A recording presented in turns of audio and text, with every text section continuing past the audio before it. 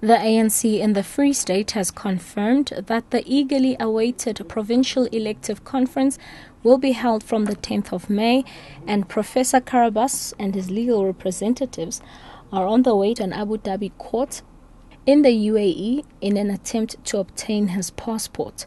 Ambusisiwa Khadebe with the latest news updates. The ANC in the Free State has confirmed that the eagerly awaited provincial elective conference will be held from the 10th of May at Tikwe Lodge in Virginia. The repeat conference follows the Constitutional Court order in December, which ruled that internal party processes were not followed during the Paris conference. The ANC says this time around all processes will be above board. Party provincial spokesperson Oba Kaubane says disputes will be dealt with before Wednesday next week. The process of verification and audit of those BGMs will be next week, Wednesday. So it means that after they've gone through their meetings, it will immediately be audited. But Friday, the delegates will be registering, and Saturday and Sunday, the conference will be going on. Today is the last day for social grants beneficiaries to re-register.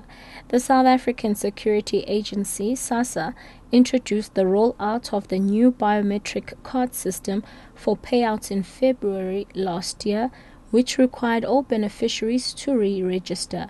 The General Manager of Social Grants in Limpopo Province, Matsidiso Mamabolo, has called on those who have not re-registered to do so. People of the North, please come in numbers to re-register. Even when you were receiving the grant illegal, show up so that we can cancel your name. Already, we have cancelled 4,000 that is not supposed to receive the grant. Former Fidentia boss J. Arthur Brown has told the Western Cape High Court he is prepared to go to prison if it means finality to the 6-year-long Fidentia saga. Brown is giving evidence in mitigation of sentence after he was earlier this month convicted on 2 fraud charges relating to asset management company Metco and the Transport Education and Training Authority TETA, totaling some 250 million rand. Brown says having spent time in prison was initially very traumatic, but it also served as therapy to him. He says he is confident that he will be able to make a positive contribution by means of projects should he be imprisoned. Brown faces a minimum sentence of 15 years in prison on the fraud charges. And lastly, Professor Cyril Karabas from Cape Town and his legal representatives are on their way to an Abu Dhabi court in the United Arab Emirates in an attempt to obtain his passport to fly back to South Africa as soon as possible.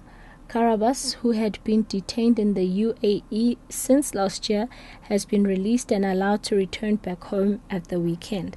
This after a local court had acquitted the pediatric oncologist on a charge of manslaughter. This relates to the death of a 3-year-old cancer girl he operated about a decade ago. Karabas's attorney, Michael Bergraham, says he hopes today is D-Day for the return of his client's travel documents. Catch the latest news on the hour on SABC radio stations and on Newsbreak Option 1.